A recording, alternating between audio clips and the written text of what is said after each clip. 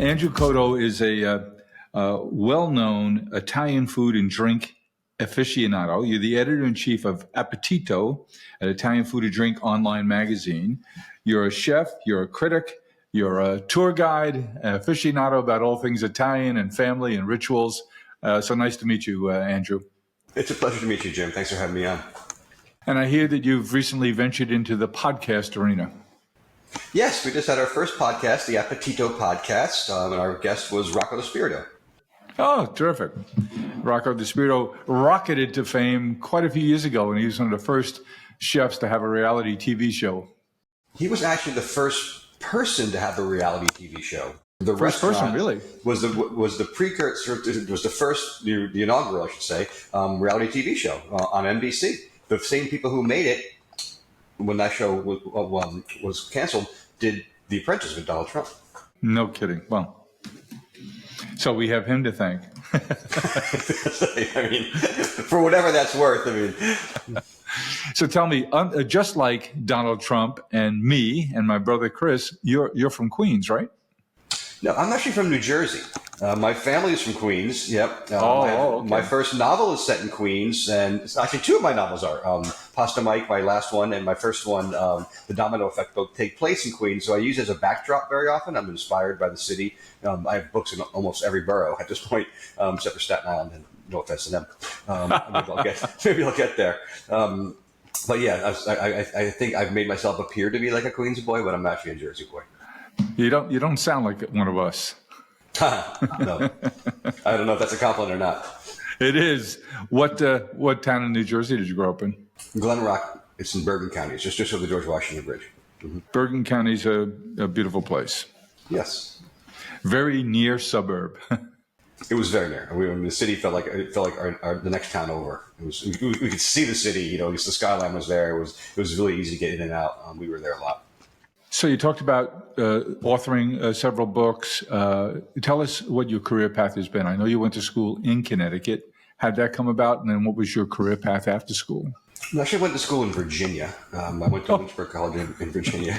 Yeah, so it's a Queens, Connecticut, Virginia, New Jersey. It's all across a bridge. Yeah, I mean it's all in 100 miles of here, except for Virginia. So I went to undergrad school in Virginia. My ambition was to be a baseball player. I was a high school baseball star, I guess I could say that. I had intentions of pursuing that, and got to college and realized that I just was out of love with the game. I was a pitcher, and sitting around 6 days a week watching other people play baseball is not that much fun. Waiting for my one day. I had other interests, social interests, etc. It became too much of a burden, so I quit. I was not a particularly good student. I didn't grow up reading books. Or I was an outdoors kid, an adventure kid. Maybe at times a bad kid, but I didn't have many academic interests until I discovered a love of writing when I was in college. I took freshman English, kind of excited me. I took some literature classes, poetry class, creative writing, and it really sparked an interest in me and a passion for storytelling. So I grew up in a family of storytellers. My uncles and my father and my aunts, they're all great at telling stories. The kids in my neighborhood, where we sat around, we weren't like throwing rocks at each other. We were, telling stories about things we'd heard or about things we'd experienced, and I really loved that notion of being the person who's facilitating the narrative. You get the attention.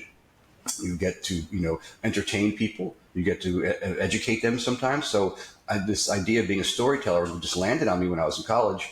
And I graduated with this grand ambition, to go to New York City, get my master's degree and be a teacher and a writer. Both my parents were teachers. I come from a family of teachers. I love that idea. My favorite show growing up was Welcome Back, Kotter. So I was down with that model, with the writing as being sort of a component of it. And then I chickened out. The idea of having to pay for graduate school, live on my cousin's couch where I was living in New York City, have no real idea if I could make it as a writer. It's a pretty daunting career path, and I also knew that teaching, even if I did it well, it wasn't lucrative. My father left teaching for that very reason. He was sick of driving a Greyhound bus on the weekends and in the summer just to pay the bills. So someone offered me a job in the entertainment industry, a job in the music industry, which I love, my other passion. If I could have been a rock star over a writer, I would have chosen it in a moment. I just didn't have the... Who wouldn't? I didn't have the innate talent to do so. So where do you go to apply for that rock star job? I couldn't figure it out. I mean, that was the thing. I think if you apply in your basement growing up, 6 hours a day practicing every day, I didn't have that in me either. So I took this job, and it was a wonderful job. I traveled around the country and around the world a little bit. I was entertaining people a lot, out at the great New York City restaurants. So I was really getting immersed in the food scene of New York City because I knew the food scene. I grew up in a family of Italians, of course. But my family in particular, I think, had a real knack for entertaining and for really, gourmet Italian American food. Did you have family that came from Italy? Yes, my grandparents on both sides of my family are Italian. So I'm a second generation, 100% Italian American. You grew up speaking Italian? No, it's not uncommon in my generation, my parents' generation, for those who immigrated to not want to speak Italian. Right? They wanted their kids and their grandkids to be Americans. There's also that issue of the discrimination Italian immigrants faced when they arrived here. They were. It's not particularly well known. But if you check out the movie Cabrini that just came out, you'd have a better idea. Italian Americans were fiercely discriminated against. So language was a way for them to sort of break down that pattern of bias. So they were adamant about it. My grandfather did not speak English. So I heard Italian, but it was very much on the side and not encouraged at all. But the family was tight. We were every Sunday at my grandparents' house. Hell or high water. Were they nearby? Yeah, they were in Palisades Park, right? Just over the bridge. Right? My other family was in Corona. The other family was in Leonia, which is next door from Palisades Park. So every Sunday was just us together all day, and there was no excuse, right? There was no soccer game or birthday party or illness short of hospitalization that would keep you from being there all day. But I joke that I ate Italian food every day growing up and twice on Sunday because on Sunday we went there for lunch and we stayed for... I was going to say, how many meals were there on Sunday that you took part in? It was an all-day affair, and it's probably the thing from my childhood, and I had a wonderful childhood. That was probably the aspect of my childhood that is the aspect that I missed the most. And do you try to replicate that? It's too hard. Everybody. Well, we can talk about it a little bit. I know that it's one of the things that I love to get to because I want to try and do it now. But it's been too hard growing up. Everybody's families are so spread apart. So that obligation of having to be there is no longer valid because they live in Kentucky or they live in Boston or they live in Maryland. So like that disbursement of the family, I guess probably with my parents' generation and somewhat in mine, really makes it difficult. I have kids and they have cousins. And they're not nearly, they don't see each other as much as I saw my cousins growing up. And that bothers me. Yeah, we work hard in my family. I have grandchildren, 3 grown kids, and each of them have kids. And we work hard to make sure the cousins get to see one another. We're very lucky. They all live nearby. Within, 10 minutes is the long trip, 1 walking distance. And we work as a family to make sure we get together. We had my wife had a birthday last week, and my grandson has a birthday today, and so my son and his wife entertained the whole family at their house on Sunday for the birthdays. My wife and my grandson, and it's good that I see my kids are into that too, to making sure the whole family gets together and. That the grandkids and especially the youngest grandkids just love. My 5-year-old grandson says, "Oh, I'm going to see my cousins today," and he's all excited. And we don't have those good food traditions. Being Irish, we didn't have good food. Yeah, sorry. But we do try and make believe we're either Jewish or Italian and have a lot of good food around. And all of my kids cook. Oh, that's great. I think the key to your success in this respect is proximity. Yes, it's so important. I have, you have friends or you get into conversation with people and I have 4 grandchildren. Yeah, 2 are in San Francisco and 2 are in Singapore for 2 years. And I thought, oh, how sad that you're not with them. We're just very, very lucky. And then we have a summer home at an east end of Long Island where we really do spend a lot of time together in the summertime.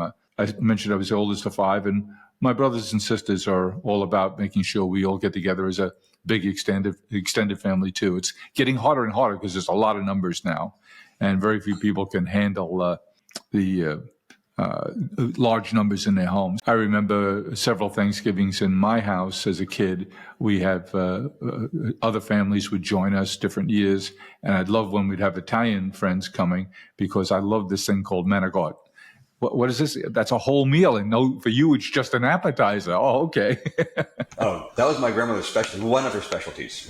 I always joke that when I talk about sensory memories, if someone ever walked past wherever I was with a tray of my grandmother's menegotta, I would be absolutely just projected back into my childhood. It was because it had that up and following. Oh, absolutely, and tackling. Yeah.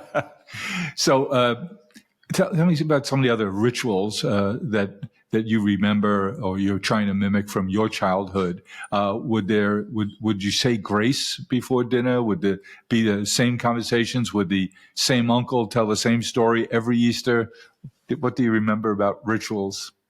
We said grace, and it was a pretty similar thing. Like it was always a really fun scene, and it's so vivid in my memory. And that my own family was so much fun. There's lots of families who just sit on the table, and maybe kids should be seen but not heard. And this was a festival. My mother and her sisters, that was the family. It was my grandparents, and they had three daughters. They're very dynamic. And at the end of the meal, did the women scoop up the plates and disappear into the kitchen, leaving the men for conversation?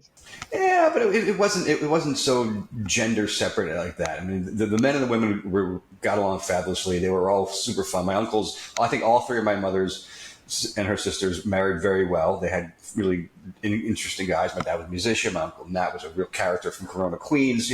Uncle Lenny. They were all really dynamic people who loved to have fun. They would play in the radio in the kitchen, so everybody would bring everything out together. Clean up together, and then like a dance party would break out in the kitchen. The husbands and wives would be dancing to Sinatra, playing on WNEW radio. My grandmother would be singing "Que sera, sera." It was just a really fun environment. It was great to witness as kids because you got to see your parents loosen up a little bit. Of course, they were drinking wine and having cocktails beforehand. Did anyone in the family make wine? Yeah, my grandfather made wine, of course. I mean, I think that's a rite of passage for any immigrant. You got to make wine in the basement. And my father still jokes to this day about the ulcers he had from it because it really wasn't particularly good. And did they put it in gallon jugs? Yeah, of course. The big fiasco jugs with the wicker basket on them. And there was anisette and sambuca. After dinner, the digestivos and black coffee, and everybody smoked. It was like a speakeasy. With Italian food, it was, and so we didn't have particular rituals because the ritual was that it was always the whole thing was a ritual. Yeah, and my cousins, my cousin was musicians and singers, so my female cousins, were all into theater, so they'd find clothes in my grandmother's closet and then do a performance of something from cabaret or whatever, for us after later. So there's little performances throughout. It was really really a magical time. Yeah. How many siblings? I only have one, but I have 8 cousins. And so you're working, you come to Manhattan, and then tell us next step on your career path. So I'm doing the Manhattan young man out of college thing and doing quite well in sales. I was entertaining a lot. It wasn't a very particularly difficult job. You just had to make a lot of phone calls and entertain people, and I was finding great success. You got to experience the good restaurant scene in New York, and I was really getting to the restaurant. Found that interesting. What that experience opened my eyes to was that there was a different kind of Italian food. Growing up, we didn't call it Italian American food; we called it Italian food. Right? But then I realized there was regional Italian food, so food from the different regions of Italy, from Emilia Romagna, from Rome, from Tuscany, from the Veneto, from Piemonte, and I was getting really curious about the country of Italy for the first time in my life. You at that time had not been to Italy? I'd never been there. The only place I'd been overseas at that time was France. So I was really becoming intrigued with regional Italian cooking. And what region were your relatives from? Well, I find myself very lucky in that my father's family is from Piemonte in the very north, right? And my mother's family is from Sicily. So I'm covered the entire peninsula and the island. And you can stop in Calabrese and Puglia in between. All those places in between. I love all the regions. So but my tastes were most of the restaurants that were opening up were really, from central Italy and north. To Rome and north, basically. And I was really becoming intrigued with the country itself for the first time and decided to take a trip there. And I mentioned I was doing quite well with this job, and the company rewarded me with a trip anywhere in the world I wanted to go. They suggested a cruise, and I said, no, thank you. I would like to go to Italy. They said, fine, go to Italy. So I went, on a first class trip to Venice, Florence, and Rome. And when I was in Florence for about a day, I said, I'm moving here. I'm moving here. I'm quitting my job, and I'm going to become a writer. The idea of writing was always with me. I've been working on a book in my spare time, and I just was having a hard time finding the energy to plow through it. The first novels are grueling. You're learning so much on the fly. I didn't have my master's degree in creative writing yet, so I was really on my own there. And I figured if I wanted to do it. If I didn't do it at that point in my life, I'd regret it. I was married at the time. We had a toddler. When we was there, I was married, and then by the time we got back there, when I said I'm going to move here, and my wife laughed at me. We were there 2 years later with our toddler daughter. I'd quit my job, subletted our apartment or house in Brooklyn, and basically spent a year writing all morning, and then adventuring all afternoon, and then the weekends going around different regions, even other countries, flying to Spain for 2 days, which you can do easily from Florence or anywhere in Italy. Came back and with a finished novel, and launched my career as a novelist. Wow. And you lived right there in Florence? Just outside the city in a comune called Bagno a Ripoli. It's about a 10-minute drive into the Florence city proper. It was amazing, but it looked like you were in the middle of nowhere. You were in the middle of Chianti country. Wow. It's such a beautiful place, Florence, isn't it? Oh, it's spectacular. And I mean, I know that it's small and you can do it probably thoroughly in 3 days. I just find the beauty and the serenity so magical, the light. And there's some unique food items that are only in Florence. Yeah, well, every region and probably every city within those regions are going to have their own indigenous specialty dishes that they make. You'll see everywhere. It's crostini for an antipasto. The chicken liver crostinis on every menu. They don't even call it chicken liver; they call it crostini. Yes, it's implied. It's a really amazing city from a culinary standpoint. And in fact, I have 2 novels set there. Years later, I wrote these books that would take place. They're not memoir; they're works of fiction, but they take place in the very environs in which I occupied, for that year. But it's really about an American who goes there on holiday and says he's never going to leave. I said I was going to go for a year. This guy says he's never going to leave. And the book's really about his attempt to stay there permanently. When food is the real catalyst for that. He recognizes that when he's in Italy, he feels different.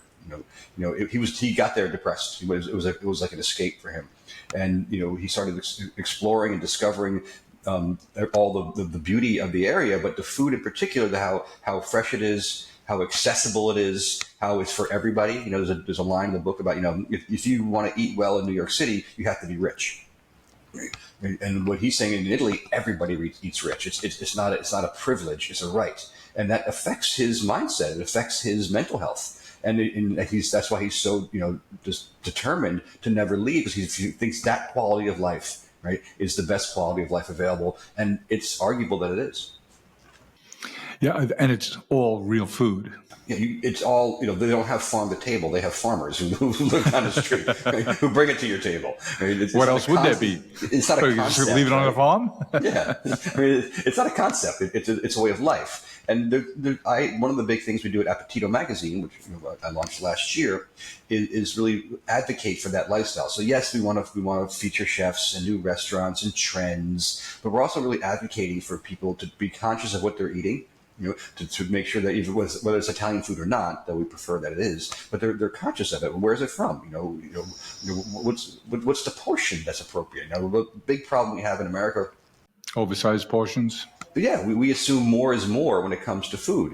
This is particularly true in the South and maybe a little less so in the Midwest. Where they still have that mindset where a family style portion for one person is a good thing.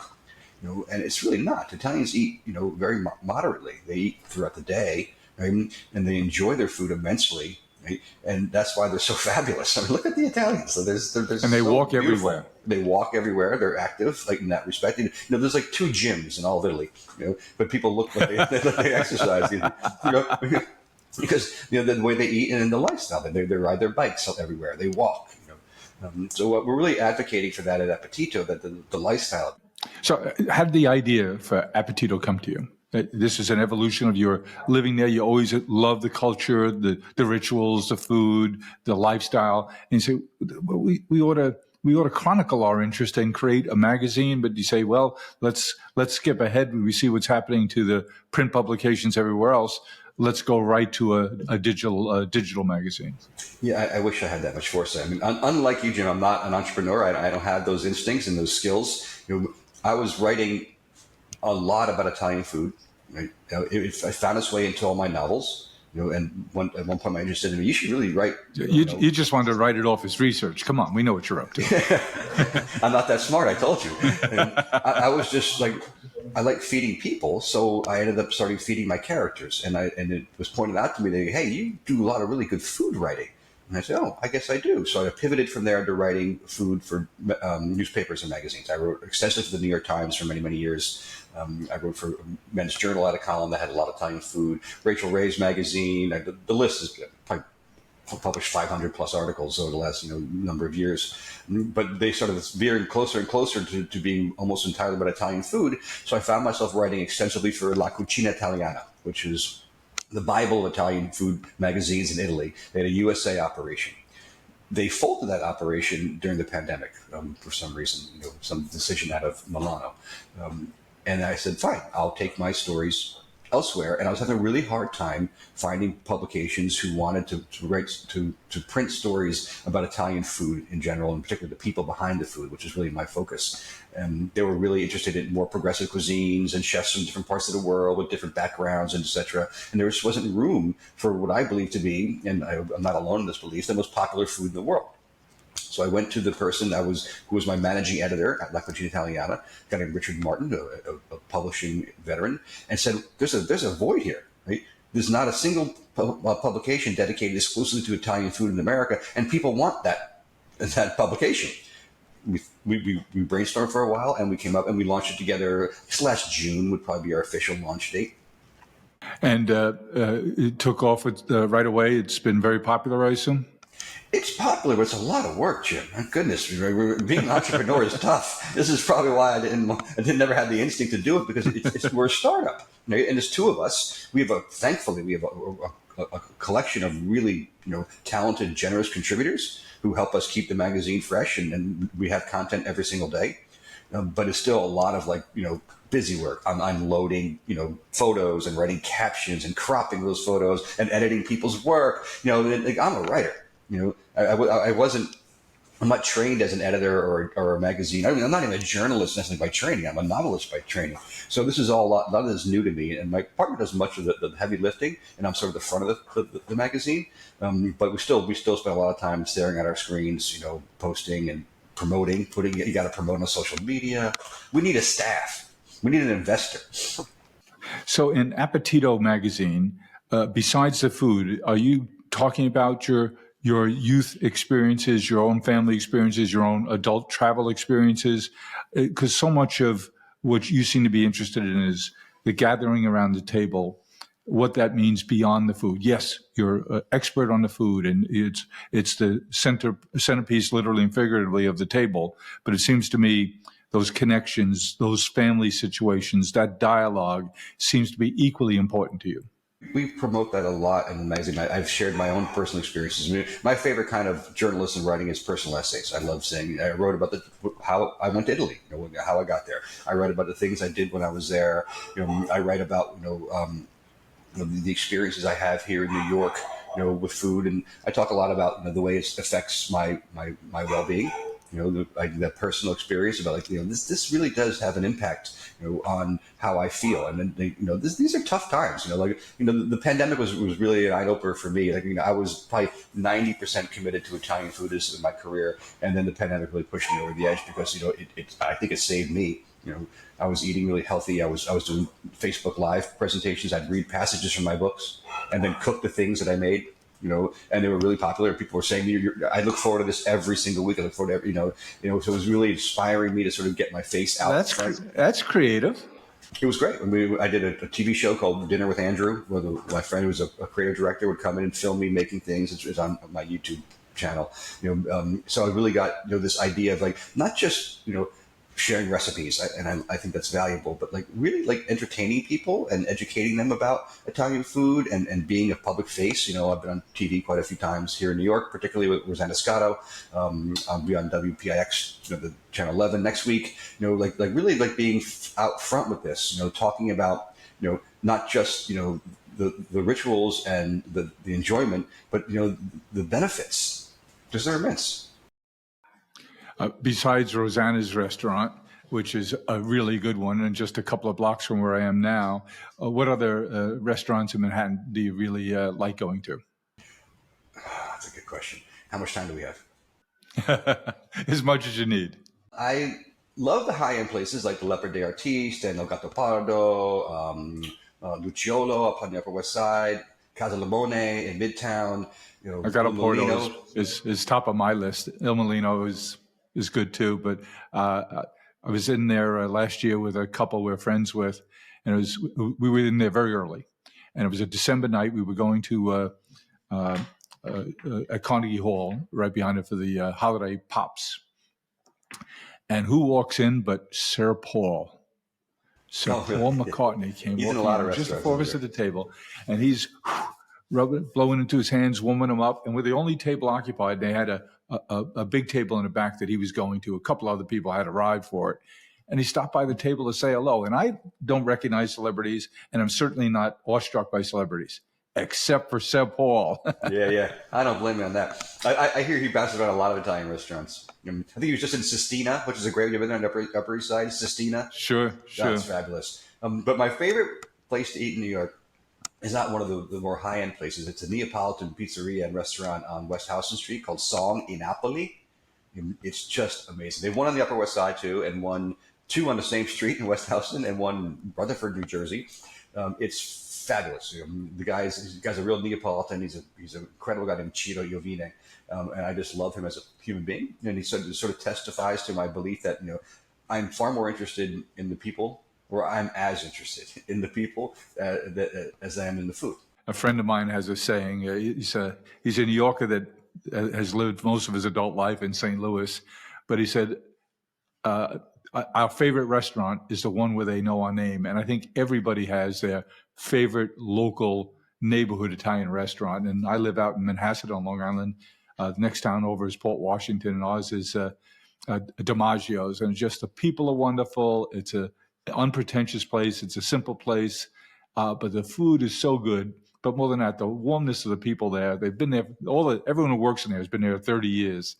Those are the kids. And but there's something nice about the smell of a local Italian restaurant, the welcome you get. You feel comfortable. It's like an old shoe that just fits and feels very comfortable. There's a restaurant in Oyster Bay called Stellina, run by an Italian friend of mine. That's fabulous. I mean, that is one of the best restaurants in all the tri-state area. I must shout out I live in Brooklyn, so if I don't mention my neighborhood place, I'm going to get a shoe in the back of the head. You are, for sure. Yeah, it's called Brooklyn Roost right here on 3rd Avenue in Bay Ridge. I'm there once, twice a week. I love it. And the food's fabulous. The chef, Thomas Joseph Peroni's traditionally trained, and he grew up in Bensonhurst, but he just elevated Italian food to a level that I've never experienced. And she's just a dear friend. And I walk in there. I'm sure you go to Sheepshead Bay once in a while to go to Gargiulo's.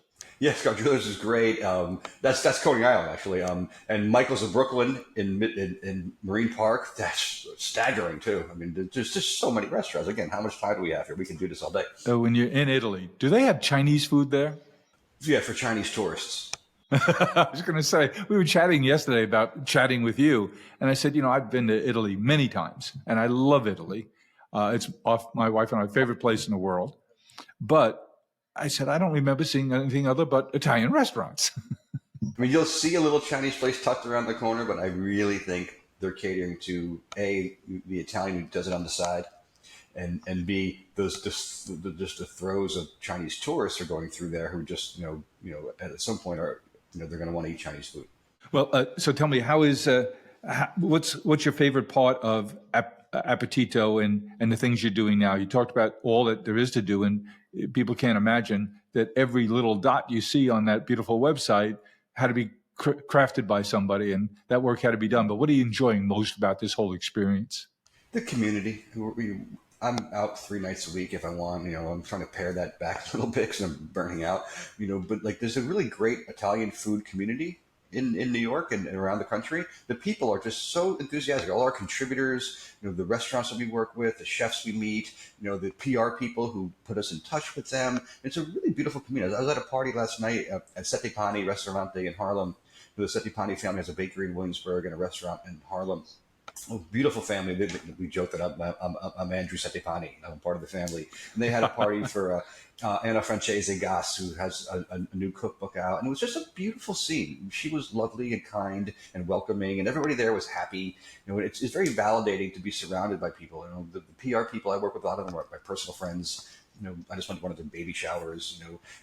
People like Ciro Iovine I was telling you about. There's a real joy in people who are in the Italian food community, that really drives me, and it gives me great pleasure. I did a presentation at the Columbus Citizens Federation off Central Park East. And boy, they have good food there. Amazing. I didn't know they had food until they invited me to. I guess the presentation went so well that they invited me downstairs to eat in the taverna because nobody had mentioned it before the presentation.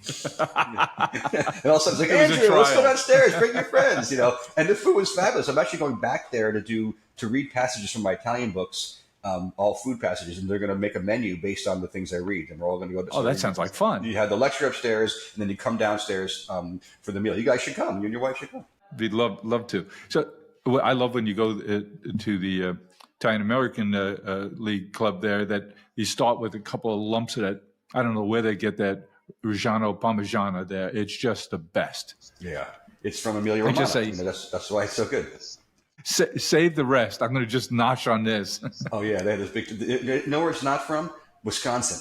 And that's no disrespect to Wisconsin. They make fine cheeses in Wisconsin, but Parmesan cheese and Parmigiano Reggiano are not the same cheese. Right? The Parmigiano Reggiano from Emilia Romagna is, it's aged, 24 months, 36 months. It comes from cows. These red cows, some from these red cows of Vacca Rosse that are growing, are eating grass in Italy. That's coming from minerals in the soil. It's just every part of the production, and they monitor that stuff like crazy. The prosciutto, the Parmigiano. I mean, there's people like inspectors coming in there, and they're like serious. So who's the actor that had the show on CNN going around Italy eating all that good food? Stanley Tucci. Stanley Tucci. I mean, he had your job. Yeah, I want his job. That's what I mean. You got to knock him off and say, hey, look, this is my job. I'm trying. I can't find anyone who wants to knock him off. Everybody loves this guy. The show was canceled by CNN, but Nat Geo just picked it up. Oh, is that right? Yeah, I'm glad because it did a lot for people. It's fun to see the food being prepared and enjoyed, but they go behind the scenes a lot, and they also help educate Americans about the different regions of Italy. A lot of Americans are sort of somewhat ignorant to the fact that Italy has 20 distinct regions. Each one's kind of like their own country in many ways, with distinct cuisine. And every single one of them is spectacular. From the south, right, to the very north. They're all really amazing regions. I love the idea of getting Americans to go beyond the Venice, Florence, Rome, Naples sort of track. My wife and I were in Sicily for the first time a few years ago. And a wonderful guy picked us up at the airport, and he's driving us to Taormina, and we're just enjoying the conversation with him. I said, "What are you doing? What are you doing tomorrow?" He said, "Well, I'll drive again tomorrow." He said he had this was his second job. I said, "Well, if we were interested, are you available to be with us for the week?" And he said, "Well, I'll ask my boss." And he called his boss again. He says, "Yeah, I'm available." So we had a lovely week with him. But I said to him, Are you Sicilian or are you Italian? He looked at me and says, "We're not Italian, we're Sicilian." But the pride in all the different regions around Italy, and they still tell you Italy's still a very new country. In some respects, yeah. On paper, yes. But those rivalries go back centuries. I mean, even within the regions, like Siena and Florence, they don't like each other. It's not just for soccer and sports. It seems the further north you are, the more elite you feel. Well, that's true. I mean, it's sort of like America with the South and the North. There's definitely a level of industry and sophistication. The fashion and the cars and the things that Italy is known for. Kind of from the North, the great artists were from the Renaissance, from Florence and Rome, and etc. I mean, there is an argument to that, but it doesn't mean it's any more charming. I think a lot of these southern regions, where a lot of people's families immigrated from, are have incredible charm. Calabria and Campania, of course. Sicily is amazing, but Puglia is an incredible region. They're all. I would go to every single region in Italy and have equally as good time. Though I am very much still a Florentine in my heart because of my experience there and how it transformed my life. Puglia grows a lot of roses and anthurium. Yeah, well, you can imagine why, right? It's on the Adriatic coast. It's mountainous, right? The soil is incredibly mineral rich. I mean, it's just it's every single region has things that are indigenous to it because they have the best home field advantage in the world. The country of Italy has it's a peninsula with two vibrant seas on either side, so you get the winds. It's mountainous. It has volcanoes, so you have ash spewing out that goes into the soil that leaves all these minerals. And you can't get tomatoes that taste like the tomatoes that are near Vesuvius anywhere in the world. They're that good. You just eat them. I was just at Song Napoli the other day, and he made me a veal cutlet with these cherry tomatoes from Campania, and I wanted the cherry tomatoes more than I wanted the veal. That was the star. They're indigenous products, right? Are so incredible, but they also really take advantage of it. They don't sit on their laurels when it comes to like monitoring the production. Really coveting them, making it part of their culture. They have festivals and sagras and things that for chili peppers. I mean. They're just so passionate about their food, and that's why it's the best in the world. Andrew, let's go back to another region, the region of New Jersey, and tell me about growing up. You had a great friend. Your moms were both very close, and you were born within a short time of one another. Tell me about Mike. So that work you're referring to is my novel. It's a novella called Pasta Mike, and it's actually. Yeah, there it is. I have mine right here too. It's actually a work of fiction because I didn't want to do. I just didn't have the heart to do a memoir. But Mike was my best friend. We were baptized together.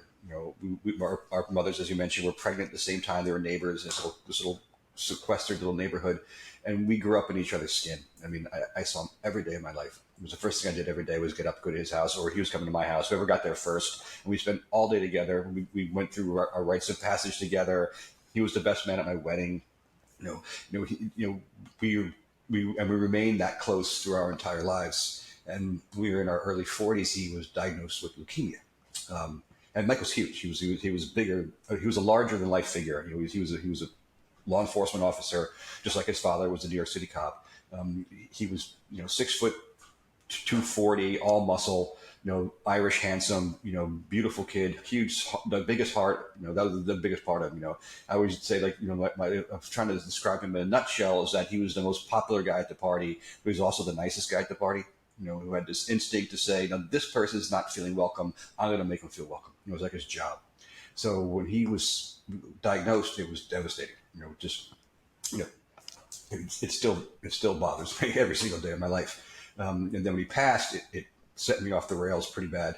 And I felt like I felt like obliged to write a story about that experience because I know how hard it is for men to talk about their friends. We're supposed to keep our friends close, but not just tell them that we love them. Mike said he loved me every time he saw me, right? And I wanted to sort of, explore the importance of friendships for male, and B, also understand, that mental health is an issue that affects men, predominantly around that age. You start losing your vitality a little bit, and you're probably more vulnerable to trauma. This is a pretty big trauma, so it was hard for me to sort of get my head around doing it because the wounds were still so fresh for many years. But then when the pandemic came, I felt obliged because I knew that mental health was a big issue during the pandemic, and I wrote it, but I couldn't write it in a memoir because there's so many things about our lives. And Mike was so popular and beloved that people were like, where was I in the book? Where was I in the book? No, I dated him in the 6th grade. I was his first kiss. I didn't want to have to deal with that and also be true to his family and my family. So I took me and Mike from our lives and plunked us out I made him a fireman instead of a cop because Mike was probably more of a fireman in many ways, than a police officer in the size and personality, and also and I also tethered his illness in the book to the after effects of 9/11. I wanted to remind people of what firefighters went through that day and are going through still with all the residual effects of that. So, but everything else about, I didn't change our names. I'm Andy Cotto. He's Mike O'Shea. Right. And the friendship was absolutely, right to the point. And it was therapeutic in many ways. It was also grueling. I mean, I cried every day when I was writing it. I just couldn't, every scene, every memory of him was jarring, but I just felt compelled to tell his story too. I wanted to leave a legacy about him for his children, who he has three. Two of them were pretty young when he passed, most a little bit more of an adolescent. But I also wanted them to be able to say to their friends, like, this is my dad. To hand them the book and say, you never met my dad. What a gift you gave them. Oh, it was the least I could do. They're a beautiful family, and they this loss I know was brutal for me. I couldn't imagine being his siblings or which he had plenty of course, because he was Irish, and his wife and kids. So I wanted to give like a legacy present to them, and let it live forever as he deserves to. Andrew, you talked about the gift you had of the friendship with Mike from your whole life. And you said that sometimes it's difficult for us as men to talk about relationships and how we feel about one another. I grew up in a neighborhood that was heavily Italian, a mix of Irish, Jewish, Italian, and a lot of others. But I always admired the ability of my Italian friends to express their emotions. And it was a lot of learning for me growing up there. But why is it that it's tough for us? And we talk about this here on our podcast, and we write a lot about the importance of adult male relationships. And it's a thread of my life that I feel so fortunate that I have really good friends, and I work at it. It's easy being busy. I would think in your current world that you live in and work in, that you're around people a lot. So you get an opportunity to invest in relationships accidentally. But depending on the work you do, where you live, sometimes you really have to work. And I'm finding as I get older, my wife and I have talked several times about, maybe often, about the need to be mindful of investing in and maintaining relationships with people you want to be with. When I say get older, there's death, there's illness, there's geography. People move, we're gonna go down to Florida. So two of our best friends, closest friends, just decided to make Florida the year-round residence, and that's a blow to us because we love these people. We love spending time with them. The kind of people you can call up on a Thursday night at 6:30 and say, "Stop cooking, let's go grab something together." And those are the really good friends. How do you think about adult male relationships, friendships, maintaining a network, and being deliberate about it? I think it's far more important than we generally recognize in our society. I mean, women are very open about their friendships, and they go to brunch and they have girls' nights, etc. And I think men often, just don't cherish that friendship or acknowledge it. I think we've been trained not to express our emotions. It doesn't seem manly. Strong, silent type. Yeah, and then that's the model many of us grew up with. And I think it's a gigantic disservice to men, because I think as we start getting older, and we're just as vulnerable emotionally as women, and I think as we get older, we have unique problems that we face, with losing our testosterone or our vitality. We start losing our appearances. Speak for yourself, Andrew. I was going to say, you are evergreen, man. And I think that makes us more vulnerable and less willing to talk about it. So I do think there's a crisis amongst men, in a certain age. I don't think the midlife crisis term is really, doesn't really cover the depth of the problem. I think the problem is that we're not encouraged to cherish our friendships, to tell our buddies that we love them, to appreciate them and be grateful for the fact that there's people in your life, right, that spend time with you and will stick by you, and that you're able to talk to in a way that you probably can't talk publicly often. That was a great thing about our friendship with Mike, is that there was no secrets. There was never a secret. There was nothing that I could. You knew he really knew you, and vice versa. I Yeah. could do something horrible, and he'd be the first person I tell. And I must admit, one of the hardest parts about not having around anymore is I often think I got to tell Mike. I got to tell Mike. I got to tell Mike. Not that I'm doing horrible things. I'm not just saying anything, even when good things happen. Not that many, anyway. Yeah, I'm not that bad. Also to celebrate with when something good happens. How often we pick up the phone and be like, "Hey, I just closed a big deal," or I just shot 79 at Tiger Heights. Like sharing the joy of our lives. I think it's harder for men to do. And The conversation I had with my sons recently, golf is that for us. I can't call up 3 other friends and say, "Hey, why don't we go shopping on Saturday morning, and then afterwards we'll do lunch." I'm not getting return calls.